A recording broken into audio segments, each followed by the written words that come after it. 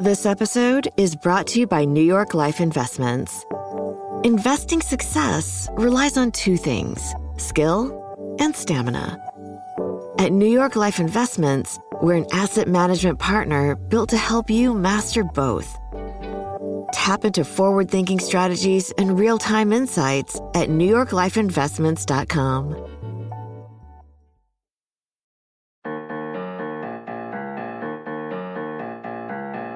You're listening to the Reversing Climate Change podcast by the team at Nori, the carbon removal marketplace.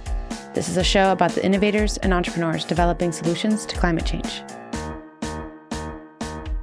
Hello and welcome to the Reversing Climate Change podcast with Nori. I'm Ross Kenyon. I'm the creative editor at Nori.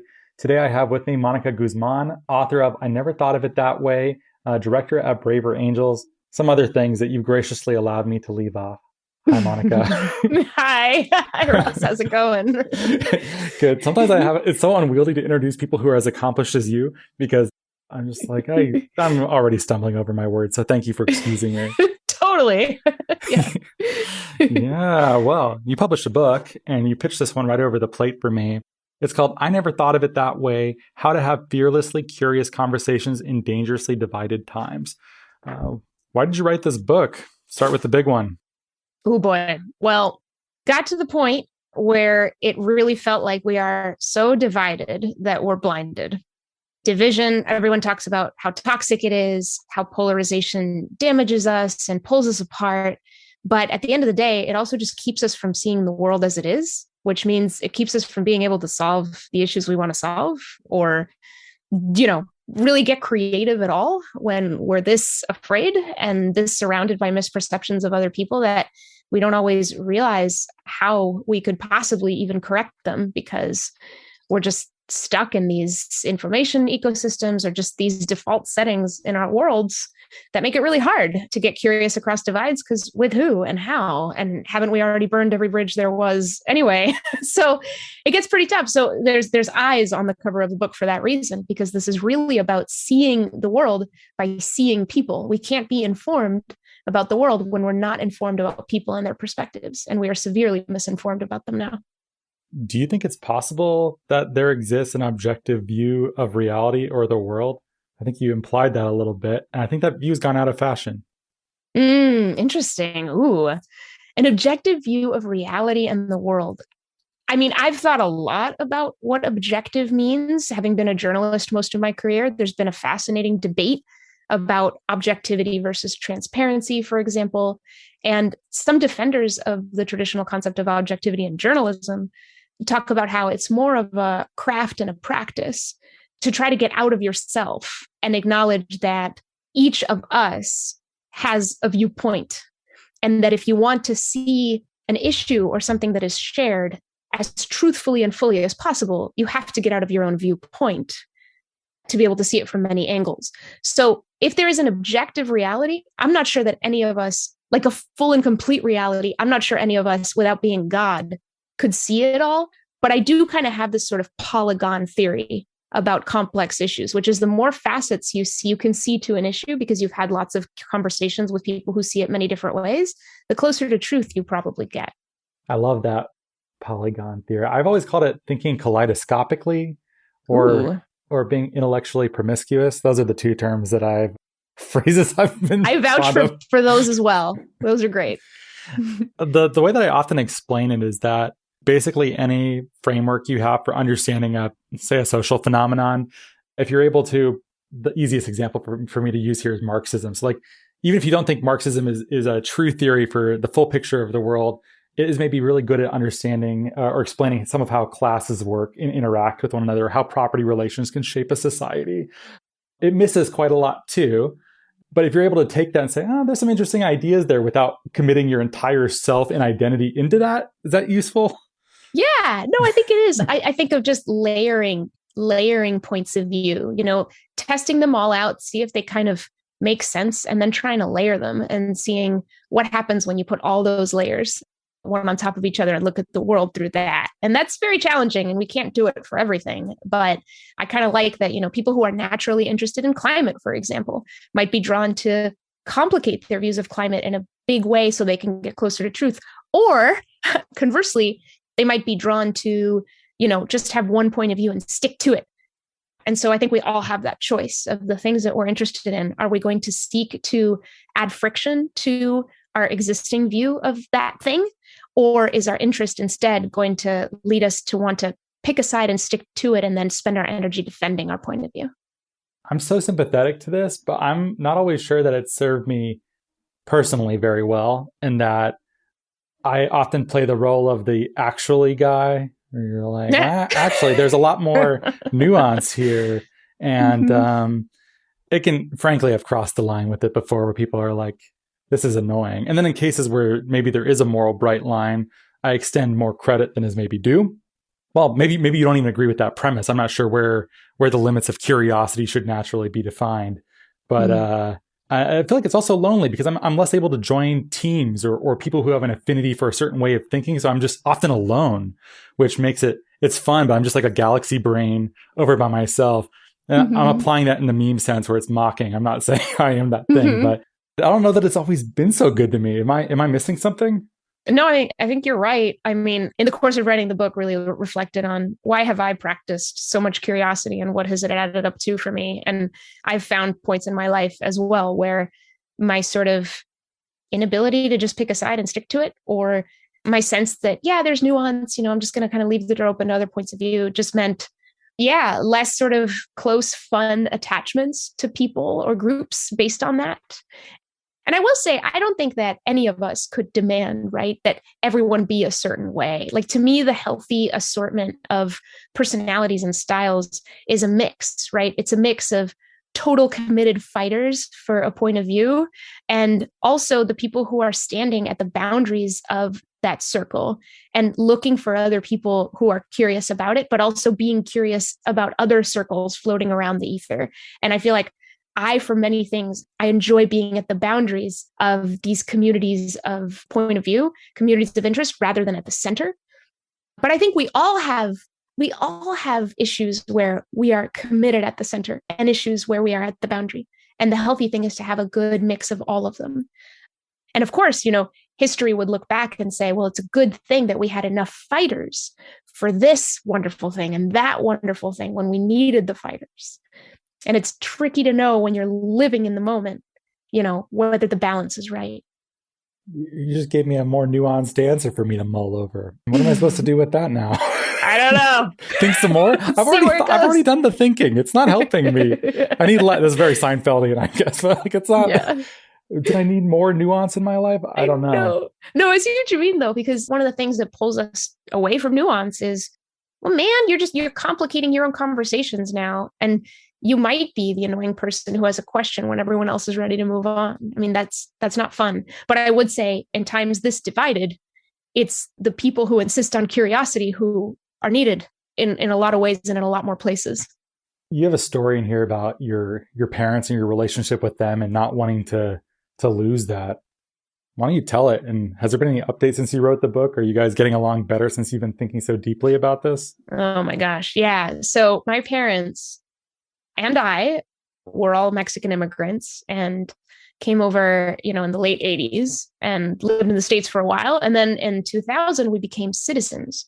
So I came home one day from high school and plopped my backpack on the ground in our office. And I saw a Bush Cheney sign over my mother's desk.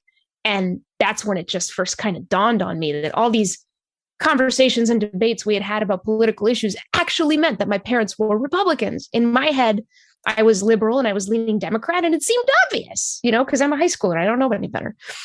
And then there's all these scenes in my head right now from being at restaurants. We speak Spanish to each other. And so we spoke at a high volume at many restaurants, debating about something Glenn Beck had said or something on CNN or something on whatever.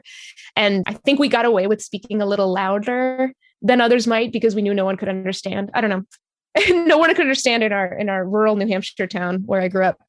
So, yeah. And then come the 2015 presidential campaign with Donald Trump as a candidate, the volume turned up everywhere. And it certainly turned up with my own family. And we had some seriously big fights and arguments about all of that stuff, with me and going to my mom, like, Mom, you didn't raise me to respect somebody like that. The way I saw Trump and the way she saw Trump. For her, of course, she came at it from a very different direction. And so to get to the place where I could see it the way my parents did, they both voted enthusiastically for Trump both times. It was a real challenge. And it was a challenge for them, too, to see it my way. But we were able to get to that. And we still are there. So you asked how we get along now. And we still get along pretty well. And we're still talking about politics. I mean, just last month in DC, my parents were there for a book talk I was doing. And that night at the hotel, it was like 2-3 hours on all kinds of stuff. So yeah, it's been an adventure with them. Yeah, I think many people listening have similar experiences of disagreeing with their parents' politics in some way or another. My most memorable personal experience with this is that I had a friend, coincidentally, a very serious Leninist, like old school classic. I didn't mean to talk about Marxism so much this episode, but anyways, he was like properly a Marxist, and his mom voted for Trump, and he put up a post about how he had functionally disowned her. And my first reaction was very domestic and also really almost like a kind of like cerebral, detached approach where I was like, well, her vote doesn't really change the outcome of this at all. And you only have one mom, and there's only about 10 people on earth who care if you live or die, generally speaking. Just most people are going to move on. Your mom is one of them. Surely that's more important than her politics.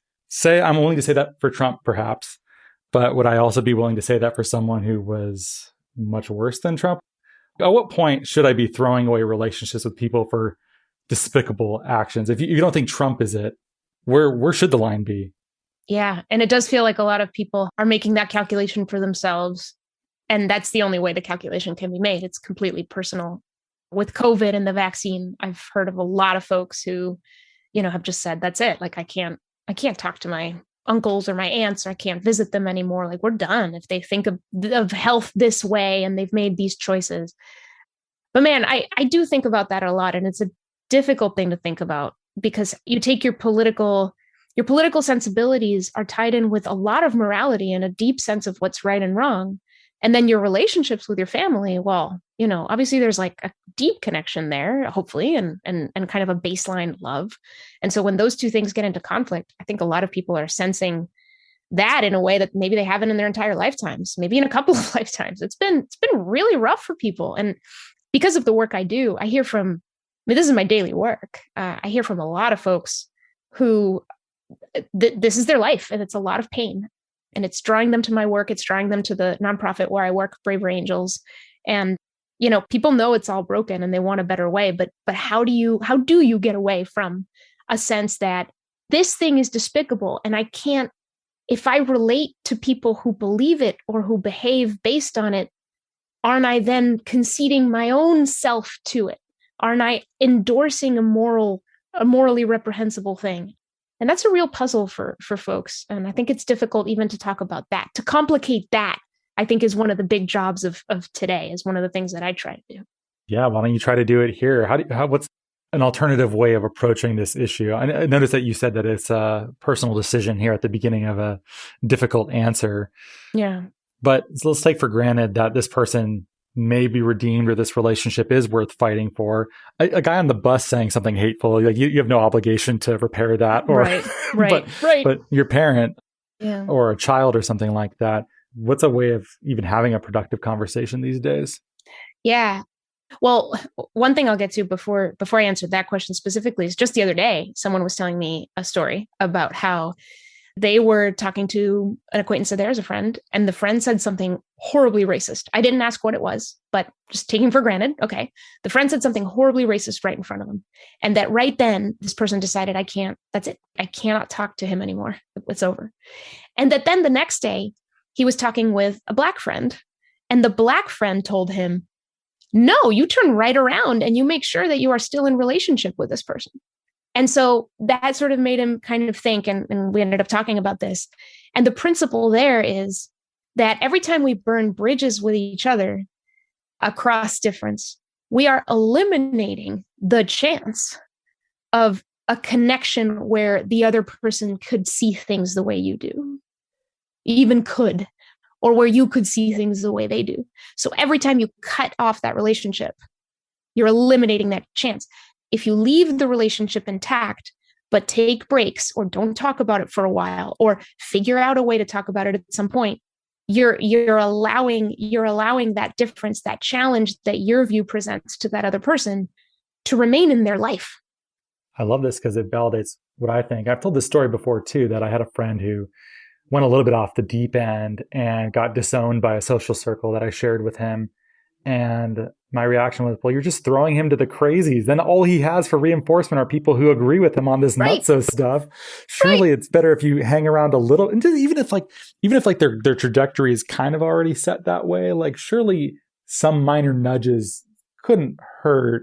Yeah. Right? That's the thing, is like, I think a lot of people still believe, or maybe unconsciously believe, that, yeah, you cut people off, they will quicker to recognize their faults and then come back to you and come back to a quote unquote right way of thinking. You know what's funny? I walked my daughter home from school this afternoon, and she was literally saying like the same exact thing. She was telling me that there's a group of 5 girls. She's in first grade. There's a group of 5 girls and she's on that group. And then there's this other team with these 2 girls. And that she was telling me that the goal really was they're trying to peel off one of the girls from the team of 2 girls. I said, why? Well, so that one girl could be alone. Well, why would you want her to be alone? Because then she'll come and apologize. I said, what makes you think that that's going to make her want to come and apologize? Well, she'll be all alone. What else could she possibly do? So I think that's what we think. We think even from first grade, right? She literally just told me this. We don't change. Ruthless. But that is what we assume, right? We assume that all this shaming and whatever and cutting off is going to make people come back to us and apologize. But I don't think we think about that very hard. When people believe what they believe and they're not sure that you've heard them or whatever, they're going to go find people who do. So what you said about leave them to the crazies, I've thought that about journalism too. Whenever, a journalism outlet decides, well, we're not going to hear from these voices anymore, or like we're going to cut them off. Well, you're not going to convert people who follow those ideas just by virtue of not airing those ideas. You're just going to make sure that someone less responsible gets to be the ones that hear those ideas and that make that person feel heard and understood.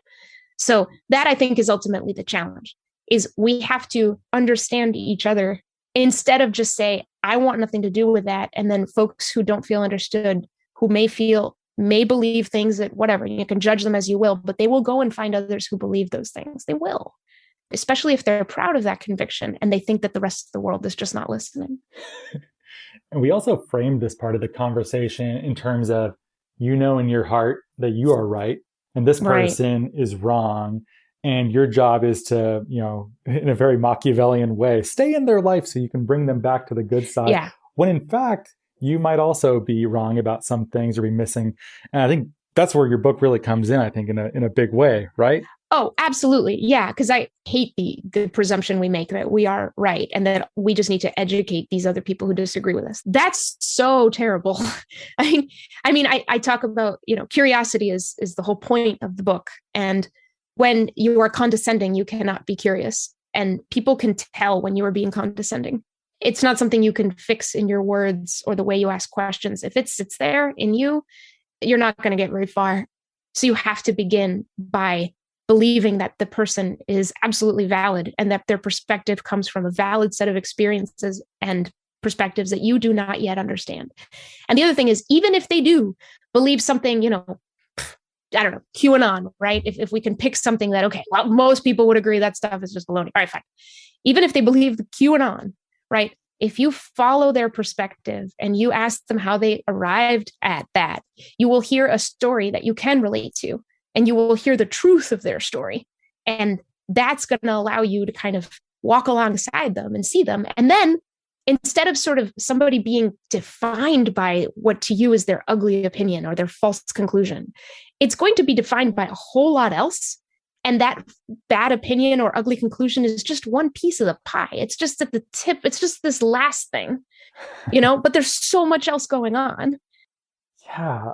I saw an example of this, that if you take, for instance, in good faith, the argument that the world, the universe, whatever, is run by reptilian humanoids from another planet, that all world leaders are part of this reptilian bloodline from another planet. and they control the world's affairs, and everything is basically window dressing and theater to convince the masses to go along with this and lose their rights and wealth and blah, blah, blah. The read of that is empathetic, as I understand it, is that these are people with very little power in their lives. And to them, the people on like the coastal elites, the people who run DC and Silicon Valley are functionally another species. They're like so far away from their lived experience. They feel ruled by aliens. I can't tell if I'm being condescending or not, but this is like the best explanation for why that thing exists as a phenomenon. What do you think? Let me venture something. I think the only thing that is patronizing about that is assuming that an academic and thoughtful explanation for believing this kind of stuff applies to everyone who believes this kind of stuff. I think that's it. It's just, sure. I mean, it adds up. And so, many people go, yeah. That's what's really going on. Let me feel empathy for these people because they're so powerless, right? Or because they're wounded. I hear that a lot too. People are wounded. But even that is a judgment. Yeah, that's true. Even that is a judgment that can get in the way of just listen to this person's story. So there's a couple who work at Braver Angels who are fantastic, Barbara and Rick. And Barbara is very Democrat. Rick is very Republican, voted for Trump, Republican. And they've been married for years. They had a really it was rough during the 2020 election. Rough for them. Yeah. Oh boy. And they came to Braver Angels. They learned some of the methods and they really tried to apply them with each other. And Barbara had a problem though. And her problem was that, she'd come home and talk to Rick and ask him a lot of questions about why he believed what he believed. And Rick would answer them really respectfully and politely. But after a while, Barbara's like, Rick's never asking me anything. What's up with that? So finally she was like, hey, I don't feel heard by you. Like you're respectfully answering and all that, but you don't seem to be curious about me. And Rick was like, oh, and started reflecting on it. But what he told Barbara was that, well, the thing is that I think I don't ask you why you believe what you believe because I feel like I already know why liberals believe what they believe. And Barbara's like, oh yeah, prove it. Right. And so she offered, well, what about this? And Rick is like, well, it's this. And Barbara's like, oh yeah, it kind of is that. And she lobbed a couple things at him.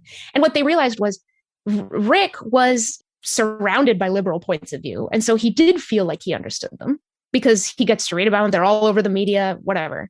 And Barbara was more curious because she really isn't surrounded by the more conservative point of view like her husband's. But what Barbara had to tell him was, but honey, I am not all liberal. You still need to ask me because you have to know how I personally arrived at that. And even if it kind of maps on to this other thing that you have about the whole group, you're still not really open to me or listening to me if you're not asking about me. And so that's my big concern is even theories about conspiracy theories. If we become too certain about them, we think we have all the answers. And if we have someone in our orbit who believes the conspiracy theories or whatever we think those are, then we're not going to want to ask them anything because we already know they're just powerless or wounded. And it's like, well, hang on. I don't know. It's like what we were saying in the beginning, right? One big theory can't explain it all. And we're incurious if we think that it can. Yeah. A reminder that the map is not the territory is always welcome here. Yes. So, but why is it important to know? Well, sorry, I already forgot her name. Rick's wife. That's the inappropriate way to refer to her. What was her name again? Barbara. Barbara. Yeah. Why is it important for Rick to know why Barbara came to her conclusion? What is it? Does it help him do something better? What does it help to know that? Well, in the case of their marriage, it helped them, navigate precisely that challenge that we were talking about earlier. What is the calculation with the people you love the most? How do you square these ideas you think are reprehensible? Well, the person you're married to appears to be endorsing them, at least in your view. So you better figure out what's going on there because, it's really difficult it's difficult to love a person who has an idea that you think is harmful. So figure out what's behind it. In my book, I talk about an assumption that many of us carry, which is that if you believe something because of a value that you hold very strongly, care for others or whatnot, and then someone believes the opposite, it must be because they do not care for others. We kind of have this binary view of values, right? So whoever opposes what you support must hate what you love. And we fall into that fallacy all the time. And we think everything's a binary. But often, that's not it at all. And that other person is not motivated by what you assume is sort of support for a hateful idea or wanting to do harm to the world or allowing harm to happen. 99% of the time, that person has a completely different narrative where their choices lead to good. And again, objective reality, even if overall your choice is the one that leads to the most good, chances are that their choice that you think is so harmful isn't as harmful as you think. And there might be angles on it that you're not understanding, which is a big part of what I've learned from my parents.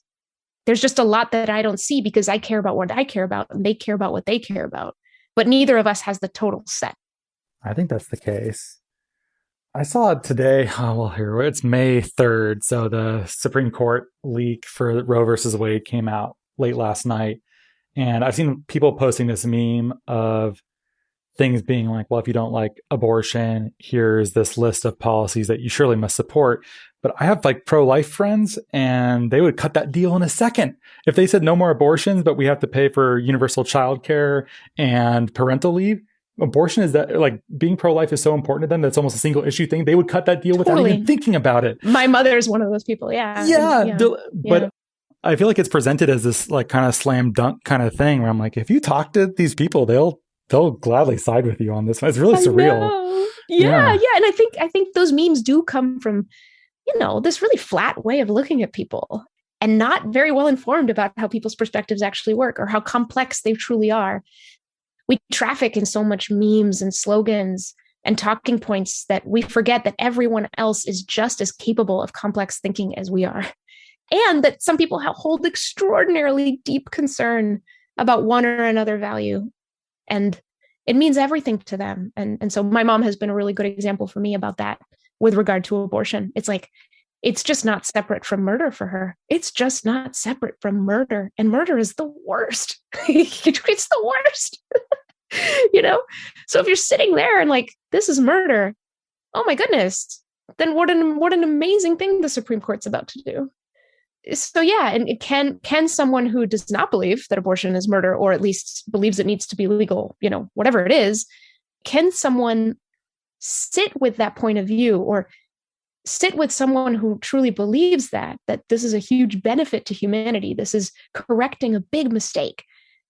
That takes a lot of courage, and it'd be very uncomfortable to do that and to sit with that. But there are people who believe that in extraordinary good faith. It's tough. Yeah, I've seen really nasty fights over this too, where I've seen a pro-life person trying to extract what if a woman on the last day of the third trimester decides she doesn't want to have a baby? Is it okay to have an abortion then? And the response from the pro-choice person is like, that never happens. Mm-hmm. But the pro-life person is just trying to get them to say like, yes, that would be bad to do that thing, but they're not willing to do it. So it's just like the conversation just fizzles and yells. And it's right. And the only reason that other person's not willing to do it is because they know that the idea is you give an inch, they'll take a mile and the whole thing, instead of, no, let's actually explore this. This is complicated. It's okay that it's complicated. It's okay. I was just talking to somebody today about okay, so bear with me for a minute on this. Please try it. Okay. But if we were all the way creative and not really interested in the conflict as much as we seem to be, if we were all the way creative, maybe we would say, well, gee, all right, we've got the sanctity of life, the value of life over here, and we've got the freedom to thrive. And for people, mothers or childbearing people to have their own freedom to make their own decisions and live their own lives over here. These are both extraordinarily important and good values that are being thrown at each other with the issue of abortion. And for decades, we haven't been able to resolve it for all time. I've had this conversation with my mother, right, who's on the other side of this for me. And she and I agree that, wow, wouldn't it be cool if there really were an artificial womb that worked from a really, really, really early stage, right? So, raise my hand. I don't want this baby. Cool. Well, let's just, and of course, it wouldn't just be an artificial womb. You'd have to have a whole like social system to take care of that life. But let's assume we could do that.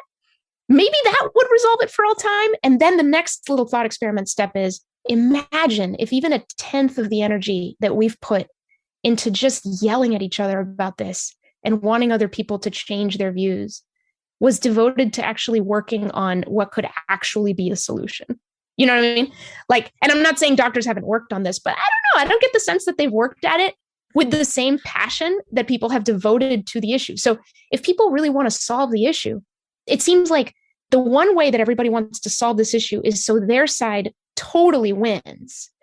And so they put all their energy into the fight against the other side. But if we've seen anything over decades, it's like no one's willing to budge on the morality of how important each of those values is. So why are we still fighting? Could we channel this in another direction? But I don't know. Interesting idea.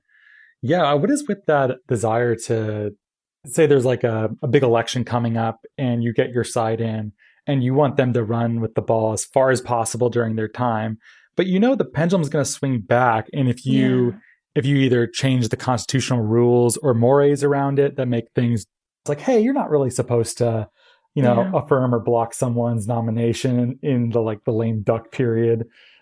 Stuff like that, I find, wait, hold on, let me back up 1 second. Yeah. What can I say with this? There's this desire to sort of like salt the earth and drive your enemies before you and hear the lamentations, blah, blah, blah. Yeah. And you forget that you're still living in the same country or neighborhood as these people, and they're going to take power right after you. Their turn is coming next.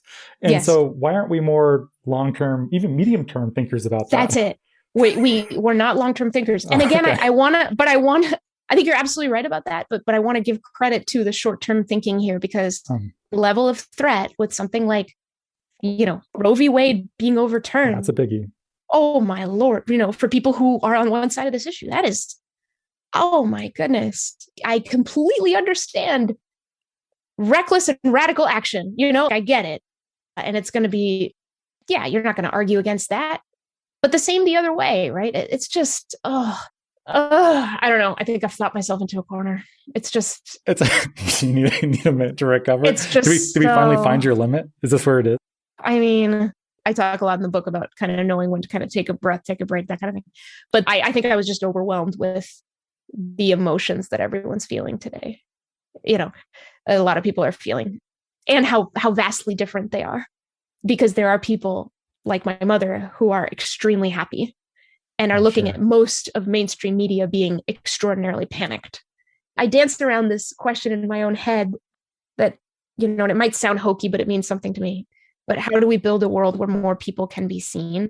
I feel like for most people, the question they're fighting about is, how can I protect myself from those who do not see me? But the better question is, how do you build a world where more people can be seen? I think it's the more long-term question. So when your political side or your activist side really poisons the well in order to make sure that you get what you need, this political cycle. Well, the next time that the other side's in power, they're going to use at least as much of those tactics you used and then evolve them even more. That's the escalation we're in. And we're not thinking of the long game.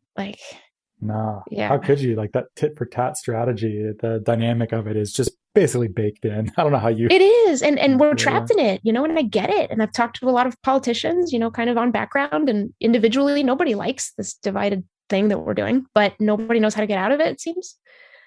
It's pretty tough. That's a pretty tricky thing to extricate ourselves out of. But what if we let's just take the variable of the other person, the interlocutor, the person you're trying to convince, and you're just yourself. How do you make yourself open to being influenced or learning something new that might result in a major change of opinion or values? Yeah, I think that's the big question. One is to always ask, what am I missing? So anytime that I feel that I'm kind of stuck on a judgment, and there are 3 particular judgy assumptions we make about other people that are always wrong, or at least are never good to believe in the context of a conversation. And those are, you're an idiot, you're crazy, or you are evil. Man, didn't I start off with all 3 of those though? I poisoned the well right from the start with my examples. I mean, wow, but it's but that's the thing. It's believing that is about the whole person. This whole person is evil. This whole person is crazy. This whole person is an idiot. That's a great way to guarantee that you won't learn anything from this person's experience and sort of valid path that they walk through their life. So that's really important. And the other is, I think that we also have this sense that if we're going to talk to somebody, who we want to persuade, who we want to learn from so that we have a chance of persuading them someday, that, or it's going to be an hour, it's going to be this conversation, and I better start to see progress in this conversation. If I don't see progress, then it's a sign that this entire effort is a waste of my time, and it's terrible. And that is another thing that I wish that I could just like wave a wand and just get rid of that assumption, because people don't meet each other on those kinds of terms. You can't demand that people meet you on those terms. You don't know what they are going through. And it's just true that people don't hear until they feel heard. And a lot of times, for reasons you may not understand, that other person you're talking to is not going to feel curious about you because they don't think that you get them yet. And they're going to be, talking at you for a while. So the best thing to do is to think, if you can have another conversation with this person about the same topic later, you've never left the conversation at all. It's okay. It doesn't need to happen all at once. It doesn't need to happen right now, whatever progress means to you. Besides, you will soon see, I guarantee it, you will see something when you listen to this other person that you did not think about before. And you can't predict what direction you're going to go in that learning, but chances are it's going to turn the volume down on all this for you, which is going to allow you to walk around the world with less anxiety, less fear, and more creativity. I guess I've had like disillusionment and had to back off of ideas I once was so certain of. I don't know that I replaced a lot of those ideas with new, strongly held beliefs. A lot of those new ideas are just chaos, where I'm just like, I can see where a lot of people are coming from, and I feel for people here, but I don't know that I have sorted this one out. Yeah. I don't feel like people give themselves permission to not have everything sorted out like that. Exactly. And that almost felt like the most radical thing that I had decided that day was, I'm not going to pick one of these. I'm not going to pick. I'm just going to say that I believe it's murder and I believe it should be legal. I can't explain it, but that's where I'm at. And I'm going to be as honest as I can. This is sort of me being obnoxious, but given that your namesake is known for being a woman of such strong faith, being St. Augustine's mom. Oh, Santa Monica. Yeah. I'm very impressed that you know about her. Sure. In Mexico, we have like saints days. So I still have like aunts who call me on like the saint day for Monica. Yeah. Oh, really? It's amazing. Yeah. Well, she was so confident. She was just like always sure that Augustine would eventually convert, and I kept praying for him, which seems like, I guess you could tell a story about how that's actually you, but also it seems like doubt was such a key part of your ethos too, right? Is doubt not at the center? Yes and no, but I mean, now that you put it that way, because hey, I never thought of it that way. But now that you put it that way, yes, Saint Monica was not driven so much by certainty as by faith. She was driven by this faith that if I pray, that there's something good in my son and it will emerge. And she had this patience, and she kept praying and devoted. So I guess I'm inspired by her faith in people, her faith in her son. And I think that's pretty cool that, like, the good in people is always there. And I do believe that. I have very little doubt about that. That's one thing I'm kind of certain of. It's such a beautiful cap to this whole podcast. Well, we should wrap it up. Obviously, if you're listening and you like the timbre of this conversation, you should pick up I Never Thought of It That Way by Mónica Guzmán. Is there anything you'd like to say or point people to before we go? Surely Braver Angels. Oh, Braver Angels for sure. braverangels.org, the nation's largest nonprofit working to depolarize America. It's the largest grassroots cross-partisan nonprofit. So we have equal red-blue leadership. Not an easy thing, but it works, and we're modeling it, and it's great. Yeah. And also my website, monicaguzman.com. You can learn more about the book and me and all that good, curious stuff. If you like the show, you like curiosity, so you're a natural fit here. Thanks for being on the show, Mónica. Yeah. Thank you so much for having me. This was awesome. It was my pleasure. Thanks so much for listening. If you like the show, please send it to a friend. Give us a great rating and review on Apple Podcasts or Spotify. Thanks so much for listening, and have a lovely day.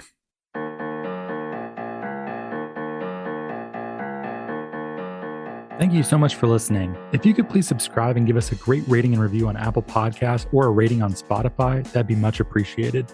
It helps us get our content out to more people. You can sign up for our newsletter at nori.com, follow us on social media, and we will catch you next time.